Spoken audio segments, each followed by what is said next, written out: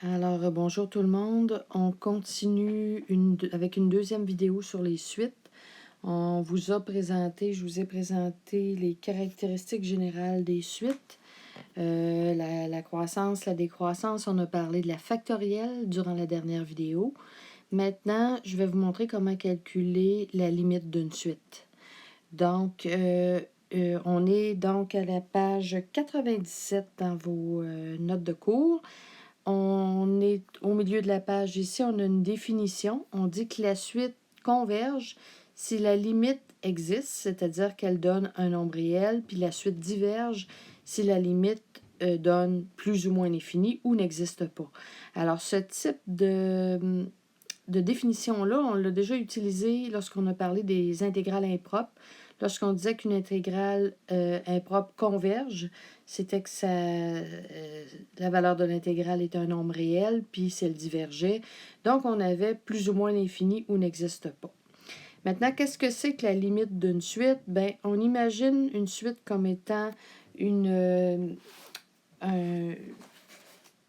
un ensemble infini de valeurs, c'est-à-dire une énumération infinie et ordonnée. Donc, quand on calcule la limite de cette énumération infinie-là, c'est comme si on se disait, si on continue avec les points de suspension, le dernier chiffre va s'approcher de quoi? Donc, on n'atteindra jamais le dernier chiffre, mais si on fait tendre n vers l'infini, si on avance le plus possible vers la fin des points, on va arriver à quelle valeur là, pour le terme de la suite. Alors, comment on calcule cette limite-là? Donc, tout simplement, en calculant, par exemple, pour la suite qu'on a ici, on va calculer la limite lorsque n tend vers l'infini de 1 sur n. Donc, 1 sur l'infini nous donne 0. Donc, on va dire que la suite converge. Donc, elle converge vers 0. Ici, on a notre factoriel que l'on retrouve. Donc, si on a calculé la limite de cette suite-là, qui est exprimée avec ce terme général-là, on calcule donc toujours la limite du terme général. Notre terme général ici est 2n plus 3 factoriel divisé par 2n plus 1 factoriel. Et on a à calculer cette expression-là correctement. Donc, on sait que 2n plus 3 factoriel, c'est toutes les valeurs numériques multipliées ensemble à partir de 2n plus 3 jusqu'à 1. Bien sûr que je n'écrirai pas tout ça, ça va être beaucoup trop long. Sauf que en écrivant 2n plus 3 factoriel, je vais regarder mon dénominateur où j'ai 2n plus 1 factoriel. Donc, 2n plus 3 factoriel, je peux écrire ça comme 2n plus 3. Et le chiffre, la valeur qui est inférieure, c'est 2n plus 3 moins 1, donc 2n plus 2. Et je vais aller chercher par après le successeur, celui qui est un petit peu plus bas que 2n plus 2, le nombre qui suit, qui est inférieur, c'est 2n plus 1, 2n, etc. jusqu'à 1. Bien, 2n plus 1, 2n, 2n moins 1, etc. jusqu'à 1. De quelle façon je peux écrire ça? Tout simplement en disant que c'est 2n plus 1 factoriel. Et tout ça, je vais diviser ça par 2n plus 1 factoriel ici au dénominateur. Le bel addon, c'est que j'ai 2n plus 1 factoriel au dénominateur, 2n plus 1 factoriel au numérateur. Je peux simplifier ces expressions-là qui sont multipliées. Et il me reste juste à calculer la limite. 2 fois l'infini, l'infini. Donc, je vois très bien que ma limite va me donner l'infini fois l'infini, c'est-à-dire l'infini ici. Donc, une suite qui diverge. Maintenant, j'ai la troisième suite ici à calculer, c'est-à-dire la limite de cette troisième suite-là. Donc, je calcule la limite lorsque n tend vers l'infini de 3n moins 1 divisé par 2n plus 1. À ce moment-là, si je calcule cette limite-là, j'ai une forme, donc l'infini sur l'infini. Je pourrais utiliser la règle L'Hopital, mais j'ai comme plus rapidement, je peux aller simplement chercher les termes dominants. Donc, 3n sur 2n qui va me donner tout simplement 1, 3/2 comme valeur de limite. Donc, encore là, on a une suite qui est convergente. Alors, je vous en ajoute une, juste pour qu'on voit quelque chose d'autre. Si je vous donnais cette suite-là ici, la suite moins 1 à la n, donc, qu'est-ce que j'aurais comme suite si j'élabore en énumération? Donc, moins 1 à la 1, ça fait moins 1. Moins 1 à la 2, ça fait 1. Moins 1 à la 3, ça fait moins 1. Moins 1 à la 4, ça fait 1. Donc, je constate que les valeurs de la suite sont tantôt moins 1, tantôt 1. Est-ce que je peux donner véritablement une limite à ça? Est-ce que je peux imaginer, si je continue, vers quoi va s'approcher la suite? Ben non, parce que ça oscille constamment entre moins 1 et 1.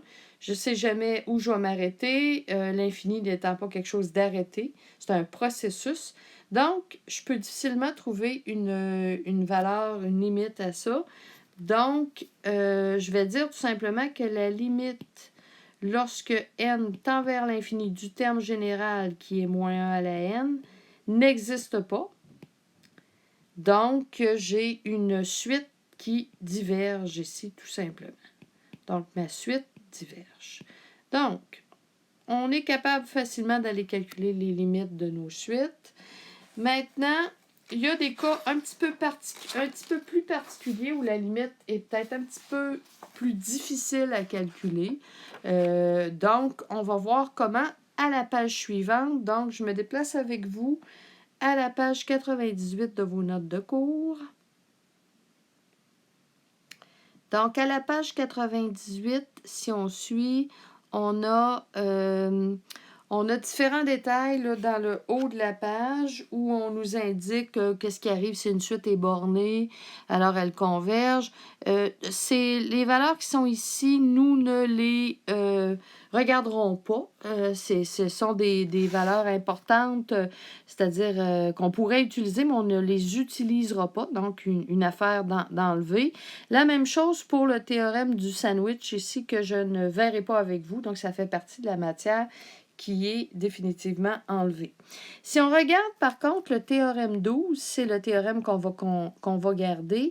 Donc, le théorème 12 nous dit que si f de x est une fonction réelle définie pour tout x plus grand ou égal à 1, si on a une suite telle que an égale f de n, donc une suite qui serait collée sur la fonction, on dit que la limite de la fonction, si la limite de la fonction donne L, bien, la limite de la suite va donner L.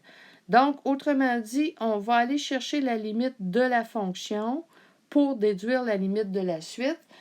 C'est pas compliqué d'imaginer une chose pareille, c'est qu'on peut tout simplement imaginer que la fonction, donc si on dessine une fonction, on aurait une fonction, par exemple, qui s'approcherait d'une certaine valeur. Donc, je ne sais pas, disons qu'on dit 2 ici.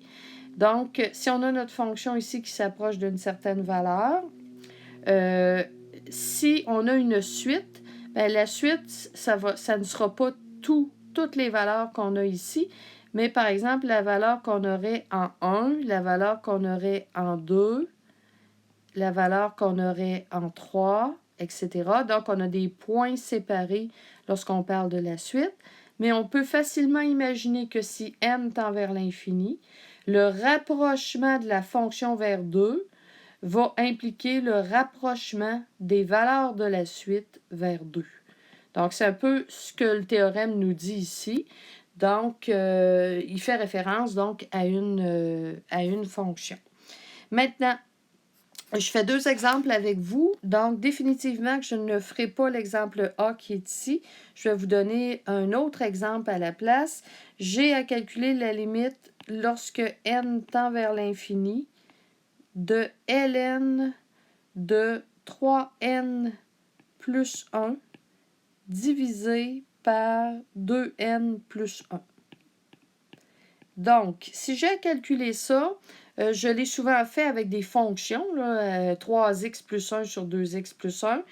On sait que la limite d'un log, c'est le log de la limite. Donc, je peux facilement aller chercher ln de la limite. Donc, de la limite lorsque n tend vers l'infini.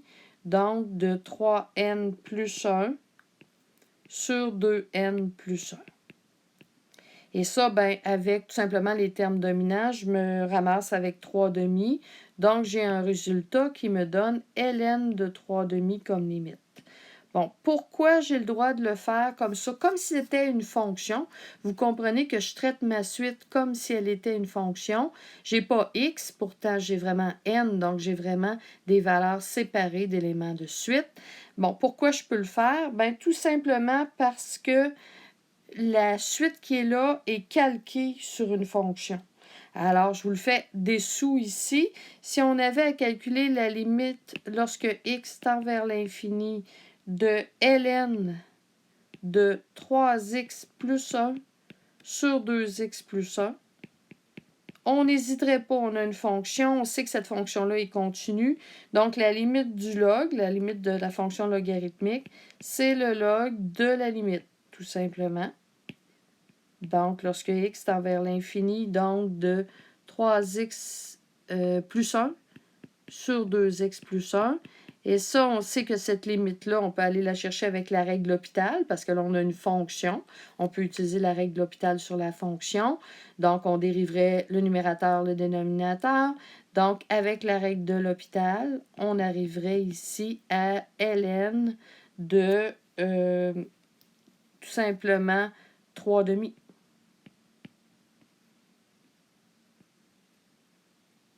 Donc, on a la même valeur.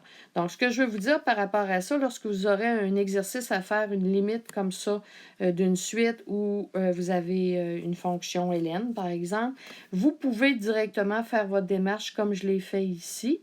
Et il faut se souvenir que quand on fait ça, on utilise le théorème 12 parce qu'on dit tout simplement que la suite est calquée sur la fonction. Donc, je ne vous oblige pas à écrire la fonction. Je voulais simplement vous le montrer, là, vous démontrer qu'on calque la valeur de la limite de la suite sur la valeur de la fonction à cause du théorème 12. Par contre, parfois, là, ici, cette démarche-là n'est pas nécessaire, donc la démarche du bas n'est pas nécessaire. Par contre, parfois, on va devoir avoir recours à la fonction, puis on n'aura pas le choix, on va être obligé d'écrire tous les détails, là, finalement, concernant la fonction. Donc, pour vous l'expliquer un petit peu plus, je me dirige à la page suivante, le dernier exemple. Donc, l'exemple concernant la suite, donc je suis à la page 99. La suite dont le terme général est NE à la moins 3N.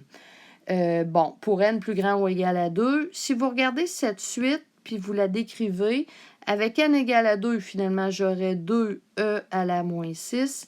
Avec N égale à 3, j'aurai 3E à la moins 9.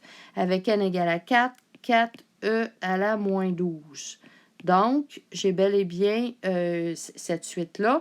Maintenant, la question que je me demande, c'est quelle est la limite lorsque n tend vers l'infini de n e à la moins 3n. Donc, au fond, ce que ça me donne, c'est la limite lorsque n tend vers l'infini, donc de n sur e à la 3n. Et je constate ici que j'ai une forme l'infini sur l'infini. Donc, j'ai une forme, je vais l'écrire, forme infinie sur l'infini. Ça me tenterait beaucoup d'utiliser la règle de L'Hopital, sauf que la règle de L'Hopital ne s'applique pas sur les suites, mais sur les fonctions. Donc, c'est là que je vais utiliser le précédent théorème, le théorème qu'on vient de voir, donc le théorème 12, mais c'est là que je vais devoir spécifiquement me référer à la fonction.